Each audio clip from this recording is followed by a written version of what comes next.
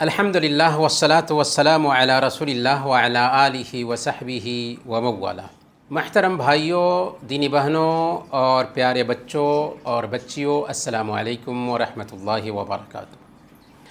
آج کا یہ جو کلاس ہے اسلامی کورس کا 15واں کلاس ہے۔ پچھلے کلاس میں ہم نے اسلام میں مالی معاملات کے بارے میں پڑھا تھا، اور آج کا کلاس بھی بہت اہم ہونے والا ہے۔ اسلام میں کھان پان کے کیا سسٹم ہیں، کھان پان کھانے پینے کیا کیا طریقہ ہے، اس کو ہم جانیں گے۔ تو اسلام میں حلال کھانے پینے کی بہت زیادہ اہمیت ہے۔ حلال کھانا پینا بہت زیادہ اہمیت رکھتا ہے اسلام کی نظر میں۔ کیوں؟ اس لیے کہ حلال جب ہم کھاتے ہیں تو حلال کمائی دعا کی قبولیت کا سبب بنتی ہے، اور مال میں برکت آتی ہے، پریوار میں برکت آتی ہے، گھر میں برکت آتی ہے۔ اور حلال کھانا کیا ہے، یا حلال کھانا کس کو کہتے ہیں؟ حلال کھانا وہ کھانا ہے جو اللہ کی اجازت سے ہو، جائز طریقے سے، اور دوسروں کا حق مارے بغیر حاصل کیا جائے۔ جائز طریقے سے اسے کھایا جائے، اسے استعمال میں لایا جائے، اور اس میں دوسرے کا حق نہ مارا گیا ہو۔ اور جب ہم حلال کھانا کھاتے ہیں تو اس کی برکت ہم اپنی زندگی میں دیکھتے ہیں، اپنے گھر میں دیکھتے ہیں، اپنے مال میں دیکھتے ہیں، اور اپنے پریوار بچوں میں دیکھتے ہیں۔ کھانے پینے کے بارے میں رول کیا ہے اسلام کا؟ کھانے پینے کے بارے میں اسلام کا اصل نیم اور قاعدہ اور رول یہ ہے کہ کھانے پینے کی جتنی بھی چیزیں ہیں وہ ساری کی ساری چیزیں حلال ہیں، بس وہ چیزیں حرام ہیں جو انسان کو نقصان پہنچانے والی ہیں۔ تو کھانے پینے کے بارے میں اسلام کا نیم کیا ہوا کہ کھانے پینے کی ساری چیزیں حلال اور جائز ہیں، سوائے ان چیزوں کے جو حرام ہیں اور جو نقصان پہنچانے والی۔ تو گویا کہ دنیا میں جتنی بھی چیزیں کھانے پینے کی ہیں سب حلال ہوں گی اسلام کی نظر میں، سوائے ان چیزوں کے جو نقصان پہنچانے والی ہوں۔ اللہ تعالیٰ نے فرمایا هو الذی خلق لکم ما فی الارض جمیعا، وہی وہ اللہ ہے جس نے تمہارے لیے زمین کی ساری چیزیں پیدا کی۔ تو اس سے پتہ چلتا ہے کہ زمین میں جو چیزیں ہیں ان میں سے جو کھانے پینے کے کام آ سکتی ہیں وہ ساری چیزیں حلال ہیں، سوائے ان چیزوں کے جو نقصان پہنچانے والی ہو۔ تو گویا کہ اسلام میں اگر کوئی ایسی چیز ہے جس کا نقصان ہو سکتا ہے تو ایسی چیز حلال نہیں ہوگی۔ اسی لیے سارے پودے، اسی طریقے سے ونسپتی نباتات جو لوگ اگاتے ہیں، یہ ساری کی ساری چیزیں جائز ہیں، سوائے وہ چیز جو جسم یا صحت کے لیے نقصان دہ ہو، یا وہ چیز جو عقل پر اثر ڈالے، جسم کے لیے نقصان دہ ہو یا صحت کے لیے نقصان دہ ہو یا عقل پر اثر ڈالنے والی ہو، تو وہ چیز بھی حرام ہے، ناجائز ہے۔ جیسے شراب اور نشہ لانے والی جتنی بھی چیزیں ہیں وہ ساری کی ساری چیزیں حرام ہوں گی، کیونکہ اس سے صحت کا نقصان ہوتا ہے اور عقل پر بھی پردہ پڑ جاتا ہے۔ یہاں پر یہ بات بھی نوٹ کیجئے کہ ہر نشہ لانے والی چیز حرام ہے، وہ چیز چاہے کم ہو چاہے زیادہ ہو۔ ما اسکر کثیرہ فقلیلہ حرام، کہ جس چیز کی زیادہ ماترا نشہ لائے اس کی کم ماترا بھی حرام ہوگی۔ شراب اگر زیادہ ماترا میں کوئی پیتا ہے تو نشہ آ جاتا ہے، لیکن اگر کوئی انسان کم پیتا ہے اور نشہ نہیں آتا ہے پھر بھی وہ چیز حرام ہوگی، کیونکہ وہ نشہ لانے والی چیز ہے۔ کچھ شرابی ایسے ہوتے ہیں کہ ان کو شراب کی عادت اور لت لگ جاتی ہے تو ان کو نشہ بھی نہیں آتا پھر بھی شراب حرام ہوگی، کیونکہ اس کی زیادہ مقدار عام انسان کے اوپر نشہ لاتی ہے تو اس کو استعمال کرنا حرام ہوگا۔ چاہے شراب پھلوں سے بنی ہو جیسے انگور، کھجور، انجیر یا کشمش، یا اناج سے بنی ہو جیسے گیہوں، جو، مکئی یا چاول، یا مٹھائیوں میں شامل کیوں نہ ہو۔ ہر اعتبار سے جو چیز نشہ لانے والی ہے، جو چیز عقل پر اثر ڈالنے والی ہے، وہ چیز حرام ہوگی۔ اسی لیے اگر شراب کو یا نشہ لانے والی چیز کو مٹھائی میں مکس کر دیا جائے، چاکلیٹ میں مکس کر دیا جائے، تب بھی وہ حرام ہی ہوگا۔ صحیح مسلم کی روایت ہے، اللہ کے نبی صلی اللہ علیہ وسلم نے بیان فرمایا، کل مسکر خمر و کل خمر حرام، کہ ہر نشہ لانے والی چیز شراب ہے اور ہر شراب حرام ہے۔ تو جس چیز سے ایک عام آدمی کو نشہ آ جائے وہ چیز چاہے کم مقدار میں، کم ماترا میں کیوں نہ ہو، وہ چیز حرام ہوگی۔ اور اسلام چونکہ عقل کی حفاظت کا پابند ہے، اس لیے اس نے ہر نشہ لانے والی چیز کو حرام ٹھہرایا ہے۔ اللہ تعالیٰ نے سورہ البقرہ آیت نمبر 90 میں کیا فرمایا، یا ایھا الذین آمنوا انما الخمر والمیسر والانصاب والازلام رجس من عمل الشیطان فاجتنبوہ لعلکم تفلحون۔ اے ایمان والو، بے شک شراب اور جوا اور بت اور پانسے یعنی مورتیاں اور قسمت نکالنے والے تیر، تو یہ ساری کی ساری چیزیں رجسن، سب سے پہلے نمبر پر گندی چیزیں ہیں، گندی چیزیں ہیں، اور گندگی کوئی ایک عقل والا انسان نہیں کھاتا۔ من عمل الشیطان، میڈ ان شیطان ہے، شیطان کا عمل ہے، اس میں شیطان کی بناوٹ ہے یہ شراب اور جوا۔ فاجتنبوہ، اس لیے اس سے بچو۔ کوئی بھی گندگی نہیں کھاتا، کوئی بھی میڈ ان شیطان چیز استعمال نہیں کرتا، اس لیے اس سے بچو۔ بچو گے تو کیا ہوگا، لعلکم تفلحون، تم کامیاب ہو جاؤ گے۔ گویا کہ اگر کوئی انسان شراب پیتا ہے تو وہ ناکام ہے، وہ برباد ہے، وہ گھاٹے میں ہے، وہ ٹوٹے میں ہے۔ آگے اللہ تعالیٰ نے اور بھی نقصانات شراب اور جوئے کے بیان فرمایا، انما یرید الشیطان ان یوقع بینکم العداوۃ والبغضاء فی الخمر والمیسر، اس شراب کی وجہ سے تیسرے نمبر پر دشمنیاں پیدا ہوتی ہیں۔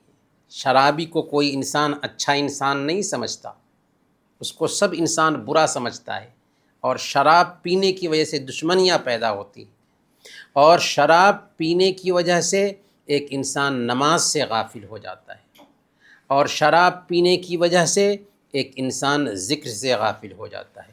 تو شراب گندی چیز ہے، شراب میڈ ان شیطان ہے، شراب سے دشمنی پیدا ہوتی ہے، شراب کی وجہ سے ایک انسان ذکر سے غافل ہوتا ہے، اور شراب کی وجہ سے ایک انسان نماز سے غافل ہوتا ہے۔ اس لیے شراب سے ایک مسلمان کو بچنا چاہیے۔ اسی لیے اللہ نے کہا فاجتنبوہ، اس سے بچو تاکہ تم کامیاب ہو سکو۔ شرابی کو آخرت میں کیا سزا ملے گی؟ صحیح مسلم کی روایت ہے، اللہ کے نبی صلی اللہ علیہ وسلم نے بیان فرمایا، ان علی اللہ عز وجل عہدا لمن یشرب المسکر ان یسقیہ من طینۃ الخبال۔ اللہ تعالیٰ نے نشہ کرنے والوں کے بارے میں وچن لیا ہے، اللہ تعالیٰ نے نشہ کرنے والوں کے لیے یہ وعدہ کیا ہے کہ ایسے لوگوں کو جہنمیوں کے بدن سے بہنے والا پیپ یا خون پلائے گا، یعنی جہنمیوں کے بدن سے جہنم میں جلنے کی وجہ سے جو پیپ بہہ رہا ہوگا، اس پیپ کے لیے الگ نہر ہوگی، اور وہ پیپ بھی کھول رہا ہوگا، کھولتا ہوا پیپ پلایا جائے گا شرابی کو جو دنیا میں شراب پیتا تھا۔ اللہ کے نبی صلی اللہ علیہ وسلم نے کہا کہ اللہ تعالیٰ نے شرابی کے لیے یہ عہد لے رکھا ہے کہ شرابی کو جہنمیوں کے بدن سے نکلنے والا پیپ پلایا جائے گا۔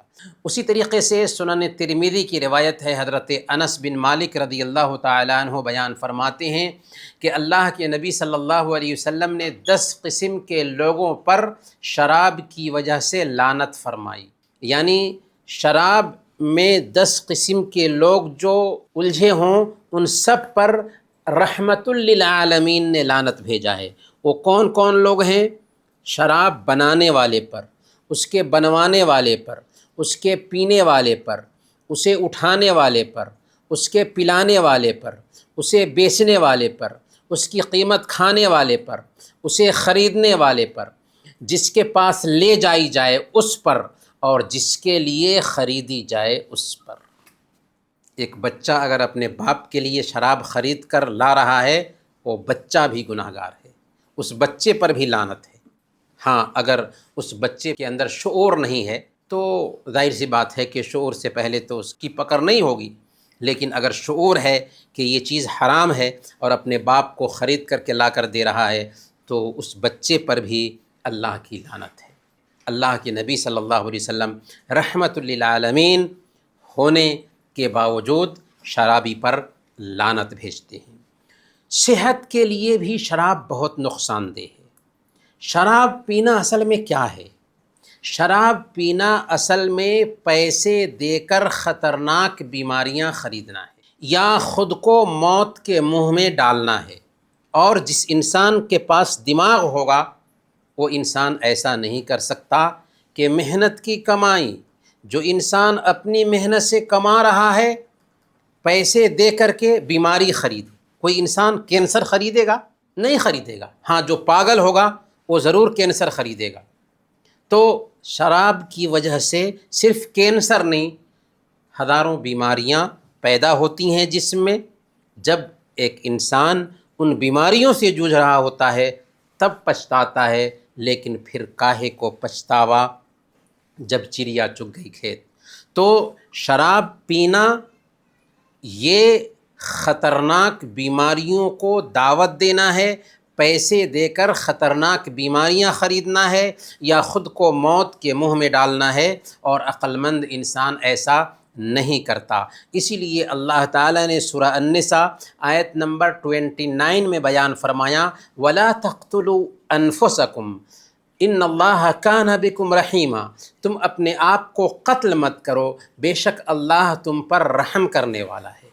اگر کوئی انسان اپنے گھر کو ایک ہی مرتبہ میں جلا دے، اور کوئی انسان راکھ میں ہلکی سی چنگاری رکھ دے اور سلگتے سلگتے گھر جل جائے، تو گھر تو جلا نا، چاہے ایک ہی مرتبہ جلائے یا 10 گھنٹے کے بعد جلے۔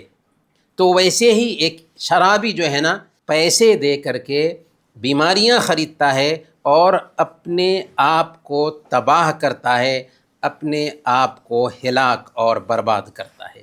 تو چلیے ہم سوالات پوچھتے ہیں آپ سے۔ پہلا سوال ہے کہ اسلام میں حلال کھانے کو اہمیت کیوں دی گئی؟ اس لیے کہ اس کی وجہ سے ہماری دعائیں قبول ہوتی ہیں، حلال کھانے کی وجہ سے ہمارے گھر میں برکت آتی ہے، ہماری کمائی میں برکت آتی ہے، ہمارے بچوں میں برکت آتی ہے، ہمارے پریوار میں برکت آتی ہے۔ اچھا، دوسرا سوال، کھانے پینے کی چیزوں کے بارے میں اسلام کا بنیادی قاعدہ اور نیم کیا ہے؟ ہاں، بہت اچھا، کہ ہر چیز حلال ہے، ہر چیز جائز ہے جو کھانے پینے کی چیزوں سے تعلق رکھتی ہو، سوائے ان چیزوں کے جس میں نقصان۔ تو جس چیز میں نقصان ہے صرف وہی چیز حرام ہے، ورنہ دنیا کی ساری چیزیں جو کھانے پینے سے تعلق رکھتی ہوں وہ حلال ہے۔ اگر کوئی نشہ لانے والی چیز مٹھائی، چاکلیٹ یا جوس میں شامل کر کے استعمال کیا جائے تو اس کا کیا حکم ہوگا؟ جائز ہے؟ جائز نہیں، حرام ہے، کیونکہ ہر نشہ لانے والی چیز شراب ہے، اللہ کے نبی صلی اللہ علیہ وسلم نے کہہ دیا۔ تو چاہے کسی بھی طریقے سے نشہ لانے والی چیز استعمال کی جائے، حرام ہے، اور وہ نشہ لانے والی چیز استعمال کرنے والا اللہ کے نبی صلی اللہ علیہ وسلم کی زبانی ملعون ہے، اس پر لعنت ہے۔ شراب اور جوا کی 5 طریقے سے اللہ تعالیٰ نے نندا کی ہے، وہ کیا کیا ہے؟ کون بتائیں گے؟ اپنا نماز سے روک دیتا ہے اور اس کی عقل پہ پردہ گر جاتا ہے۔ ہاں، پہلے نمبر پر یہ گندی چیز ہے، کہا یہ گندی چیز ہے، جیسے کوئی انسان گندگی نہیں کھاتا ویسے ہی یہ گندی چیز ہے۔ دوسرے نمبر پر میڈ ان شیطان ہے۔ تیسرے نمبر پر اس سے دشمنی پیدا ہوتی ہے۔ چوتھے نمبر پر یہ نماز سے روکتی ہے۔ 5ویں نمبر پر یہ ذکر سے روکتی ہے، اللہ کی یاد سے روکتی ہے۔ اچھا، شراب نوشی کو پیسے دے کر بیماری خریدنا کیوں کہا گیا؟ پیسے دے کر بیماری خریدنا کیسے؟ پیسہ دے کر بیماری خریدتے ہیں کیسے؟ اس لیے کہ ایک شرابی کیا کرتا ہے، فری میں کسی کو شراب ملتی ہے؟ نہیں ملتی ہے، تو وہ پیسے دیتا ہے اور شراب پینے کی وجہ سے ہزاروں بیماریاں خریدتا ہے۔ تو پیسے دے کر بیماری خریدا، اور پیسے دے کر بیماری خریدنا کیا کسی عقل مند کا کام ہو سکتا ہے؟ نہیں ہو سکتا۔ تو گویا کہ شرابی سب سے پہلے نمبر پر وہ پاگل ہوتا ہے جو محنت کی کمائی کو شراب پی کر کے اور بیماریاں پیدا کر کے اپنی صحت کو برباد کرتا ہے، اپنی اولاد کو برباد کرتا ہے، اپنے سماج کو برباد کرتا ہے، اور سارے لوگوں کی بد دعائیں لیتا ہے، سب سے بڑھ کر اللہ کے نبی صلی اللہ علیہ وسلم کی بد دعائیں لیتا ہے۔ آگے چلتے ہیں، کھانے پینے کے سندربھ میں ہی سمندری کھانے بھی آتے ہیں۔ سمندری کھانے سے مراد کیا ہے؟ یعنی سمندر میں پلنے والے وہ سارے جانور یا وہ ساری مچھلیاں جن کا پانی میں ہی گزر بسر ہوتا ہے۔ تو جو چیزیں بھی صرف پانی میں زندہ رہتی ہوں اور ان کا باہر میں رہنا مشکل ہو جائے، وہ ساری کی ساری چیزیں حلال ہیں، جائز ہیں۔ تو سمندری خوراک میں جانور بھی آ جاتے ہیں، مچھلیاں بھی آ جاتی ہیں، اور پودے وغیرہ اگر پیدا ہوں تو وہ ساری کی ساری چیزیں آ جائیں گی، چاہے ان کا شکار کریں یا چاہے وہ مردہ ملے۔ مثال کے طور پر اگر مچھلی ہے، مری ہوئی مچھلی ہم کو سمندر سے ملتی ہے تو وہ مچھلی بھی کھانا جائز ہے، بشرطے کہ اس کے اندر بو نہ پیدا ہوئی ہو۔ اللہ تعالیٰ قرآن کریم میں سورہ المائدہ آیت نمبر 96 میں بیان فرماتا ہے، احل لکم صید البحر وطعامہ متاعا لکم، کہ تمہارے لیے سمندر کا شکار حلال کیا گیا ہے اور اس کا کھانا تمہارے لیے حلال ہے۔ تو سمندر کا شکار اگر سمندر میں ہی رہنے والا کوئی جانور ہے جو باہر میں پانی سے نکالا جائے تو وہ نہیں رہ سکتا اس میں، تو وہ جانور بھی شکار کر کے اس کو ہم کھا سکتے ہیں۔ اسی طریقے سے سمندری جو مچھلیاں ہیں جو سمندر ہی میں رہتی ہیں تو ان مچھلیوں کو بھی اگرچہ مردہ پاتے ہیں ان کو ہم کھا سکتے ہیں۔ اور یہ بات یاد رکھیں کہ مچھلیوں کو ذبح کرنے کی ضرورت نہیں ہوتی ہے، جانوروں کو ذبح کرنے کی ضرورت ہوتی ہے، مچھلیوں کو ذبح کرنے کی ضرورت نہیں ہوتی ہے۔ زمینی جانوروں کے بارے میں کیا طریقہ ہے، حلال کیسے ہوں گے زمینی جانور؟ تو زمینی جانوروں کے حلال ہونے کے لیے دو شرطیں ہیں۔ پہلی شرط یہ ہے کہ ایسے جانور ہوں جن کا کھانا اسلام میں حلال کیا گیا ہو۔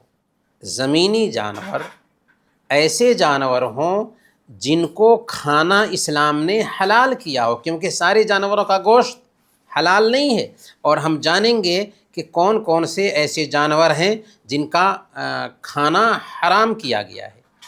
تو وہ جانور جس کا گوشت کھا رہے ہیں حلال ہو۔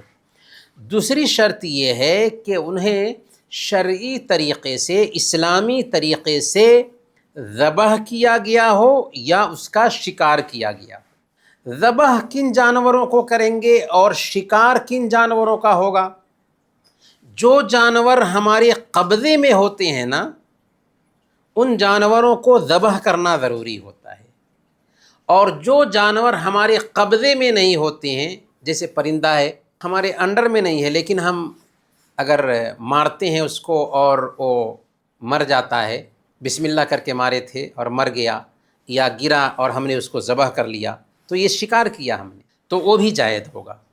تو زمینی جانوروں کے بارے میں اگر اس کو حلال کرنا ہے تو دو شرطیں پائی جانی چاہیے۔ پہلی شرط یہ ہے کہ وہ جانور بذات خود حلال ہو، اور دوسرے نمبر پر اس جانور کو شرعی طریقے سے یا تو شکار کیا گیا ہو جو جانور شکار کے قابل ہے، یا ذبح کیا گیا ہو جو جانور ذبح کے قابل ہے۔ اسلام میں حلال جانور کون کون سے ہیں، یہ نیم بھی جاننا بہت ضروری ہے۔ تو اس بارے میں نیم یہ ہے کہ سارے جانور حلال ہیں سوائے ان جانوروں کے جن کا حرام ہونا طے کر دیا گیا ہو۔ گویا کہ زمین پر جتنے بھی جانور ہیں وہ سب کے سب حلال ہیں سوائے کچھ جانوروں کے جس کے لیے رول دے دیا گیا ہے، قاعدہ دے دیا گیا ہے۔ ان جانوروں میں پہلے نمبر پر سور ہے۔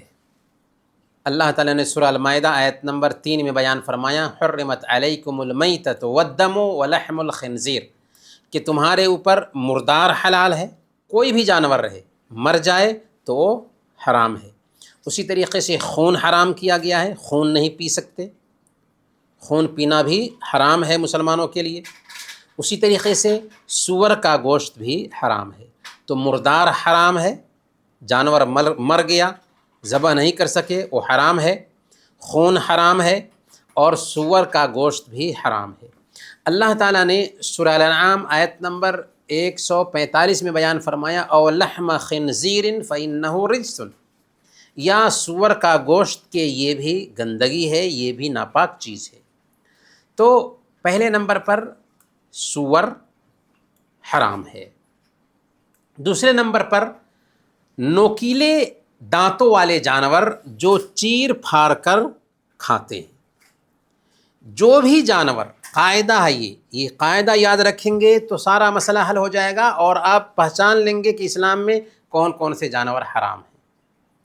تو پہلے نمبر پر سور کا، دوسرے نمبر پر وہ سارے نوکیلے دانتوں والے جانور جو چیر پھاڑ کر کھاتے ہیں، جیسے شیر، چیتا، کتا، بندر، بلی، بلی بھی چیر کر کھاتی ہے، بلی، بھیڑیا، لومڑی۔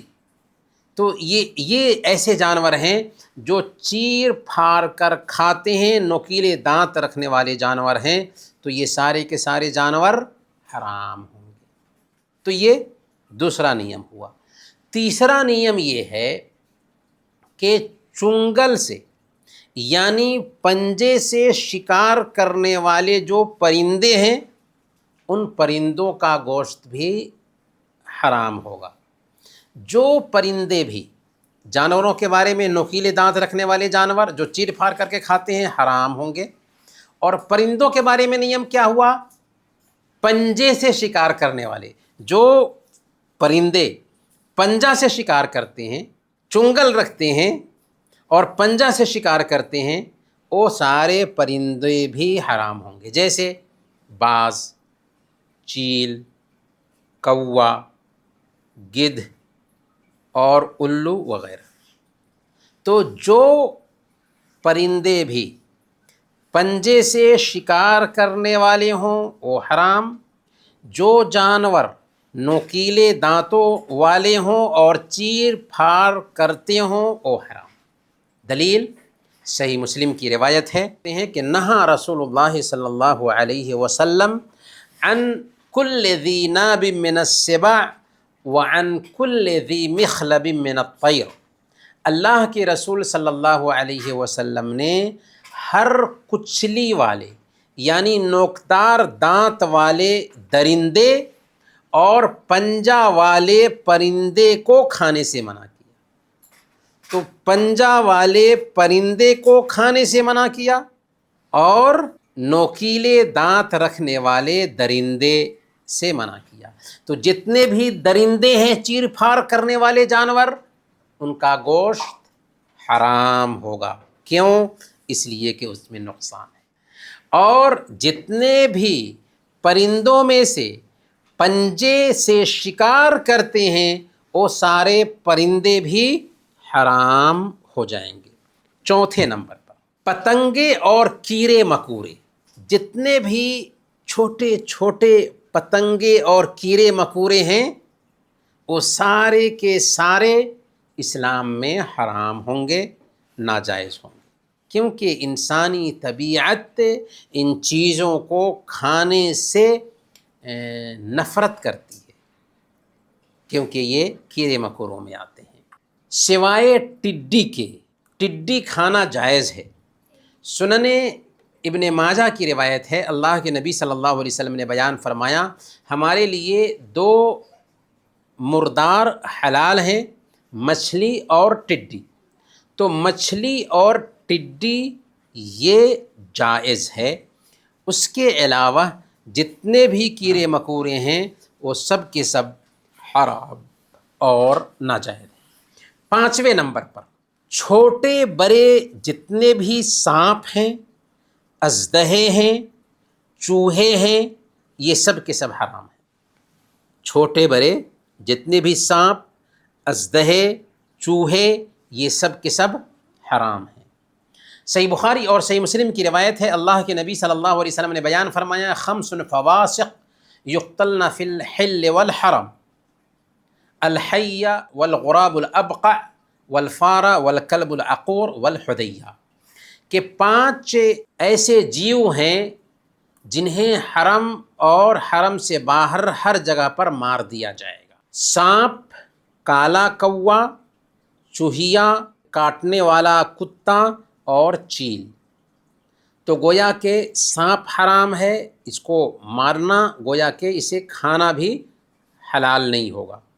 تو سانپ حرام ہے، کوا حرام ہے، چوہیا حرام ہے، کتا حرام ہے اور چیل وغیرہ حرام ہے. چھٹے نمبر پر گھریلو گدھا، جنہیں بوجھ ڈھونے کے لیے ایک انسان رکھتا ہے اور پالتا ہے.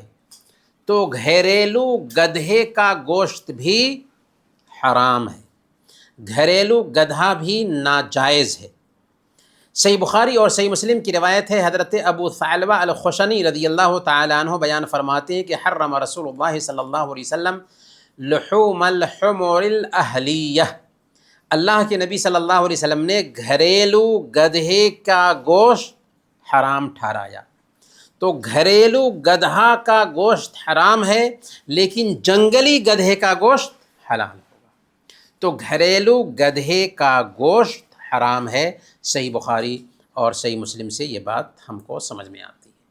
اچھا چلیے اب سوالوں کے جوابات دیجیے. زمینی جانور کے حلال ہونے کے لیے کتنی شرطیں ہیں اور وہ کیا کیا ہیں؟ 2 شرطیں ہیں. پہلی شرط کہ وہ زمینی جانور حلال ہو اور ہم نے حلال جانوروں کے لیے کیا قاعدہ ہے ہم نے بتا دیا، اور دوسری شرط کہ حلال طریقے سے اس کو ذبح کیا گیا ہو یا اس کا شکار کیا گیا ہو۔ کہ اسلام میں حرام قرار دیے گئے جانور کون کون سے ہیں؟ وہ سارے جانور حلال ہیں جو حرام نہیں قرار دیے گئے، اور حرام کیے گئے جانوروں کی صراحت ہم نے کر دی کہ سور حرام ہے، نوکیلے دانتوں والے جانور جو چیر پھاڑ کر کے کھاتے ہیں وہ حرام ہے، پنجے سے شکار کرنے والے پرندے حرام ہیں، اور کیڑے مکوڑے حرام ہیں، سانپ، اژدہے اور چوہے حرام ہیں، اور گھریلو گدھا حرام ہے۔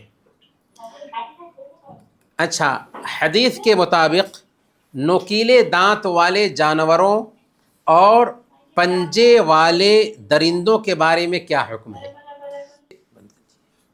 نوکیلے دانت والے جانور اور پنجے والے پرندوں کا گوشت حرام ہے۔ جو بھی جانور درندہ ہو اس کا گوشت حرام، اور جو پرندہ پنجے سے شکار کرتا ہو اس کا گوشت بھی حرام ہے۔ ٹڈی کھانے کی اجازت حدیث سے کیا ثابت ہے؟ جی ہاں، ٹڈی کھانے کی اجازت حدیث سے ثابت ہے، لیکن کوئی ضروری نہیں ہے کہ اگر کوئی چیز جائز ہے تو ہم کھائیں ہی۔ وہ 5 جانور کون سے ہیں جنہیں حرم میں اور حرم کے باہر بھی مارنے کی اجازت ہے؟ وہ ہے سانپ، کالا کوا، چوہیا، کاٹنے والا کتا اور چیل، اور ان جانوروں کا گوشت بھی حرام ہوگا۔ اسی طریقے سے گدھے اگر گھریلو ہیں تو ان کا گوشت بھی حرام ہوگا۔ تو حلال جانوروں میں کچھ جانور ایسے ہوتے ہیں جو انسان کے بس میں ہوتے ہیں، اور کچھ جانور ایسے ہوتے ہیں جو انسان کے بس میں نہیں ہوتے۔ بس میں ہونے کا مطلب کیا ہوا؟ کہ انسان ان سے مانوس ہوتا ہے، ان کو پکڑتا ہے، ان کو پالتا ہے، اور بس میں نہ ہونے کا مطلب کیا ہوا؟ کہ اس کو اپنے قبضے میں نہیں کر سکتا، اس کو پکڑ نہیں سکتا۔ تو جو جانور انسان کے بس میں ہوتے ہیں ان جانوروں کو ذبح کرنے کے بعد ہی کھانا جائز ہوگا، اور جو جانور انسان کے بس میں نہ ہوں انہیں شکار کرنا جائز ہے۔ تو ذبح اور شکار کی کیا شرطیں ہیں؟ آئیے ان کو بھی جانتے ہیں۔ سب سے پہلے ذبیحہ کے حلال ہونے کے لیے 4 شرطیں ہیں جن کو یاد رکھیے، یعنی جانور کے حلال ہونے کے لیے 4 شرط ہے جس کو برتا جانا چاہیے ذبیحہ کے حلال ہونے کے لیے۔ پہلے نمبر پر ذبح کرنے والا مسلمان ہو یا اہل کتاب میں سے ہو۔ اہل کتاب سے مراد کیا ہے؟ اہل کتاب سے مراد یہودی یا عیسائی ہو، تو یہودیوں اور عیسائیوں کا ذبیحہ بھی حلال ہوگا، لیکن ہندو، بدھسٹ اور دوسرے مشرکین کے ذبیحے حلال نہیں ہوں گے۔ تو ذبح کرنے والا پہلے نمبر پر مسلمان ہو یا اہل کتاب میں سے ہو، یہودی یا عیسائی ہو۔ دوسرے نمبر پر ذبح کرنے کا جو آلہ استعمال کیا گیا ہو، جو چھری استعمال کی گئی ہو، وہ خون بہانے کی طاقت رکھتی ہو۔ اگر جانور کو سر پر مار دیں یا الیکٹرانک شاک لگائیں اور اس کی وجہ سے جانور مر جائے تو اس کا گوشت حرام ہوگا۔ اسی لیے الیکٹرانک شاک سے جانور کو جو مارا جاتا ہے اس کا گوشت حرام ہوگا۔ اسی طریقے سے سر پر اگر جانور کے مار دیں اور جانور مر جائے اس کا گوشت حرام ہوگا۔ تو جو آلہ استعمال کیا جا رہا ہے وہ خون بہانے کی طاقت رکھتا ہو، دوسرے نمبر پر۔ تیسرے نمبر پر جانور کی گردن پر چھری پھیرتے وقت بسم اللہ کہیں، بسم اللہ، اللہ اکبر کہیں۔ اور چوتھے نمبر پر سانس کی نلی اور گلے اور گردن کی جو موٹی رگیں ہیں وہ رگیں کٹ جائیں، سانس کی نلی کٹ جائے اور گلے اور گردن کی جو موٹی رگیں ہیں وہ 2 رگیں کٹ جائیں، وہ جانور حلال ہو جائے گا۔ تو یہ 4 شرطیں ہیں جانور کے حلال ہونے کے لیے۔ یہاں پر ایک سوال ہے کہ ریسٹورانٹ اور دکانوں میں پائے جانے والے گوشت جو ہوتے ہیں ان کے احکام کیا ہیں؟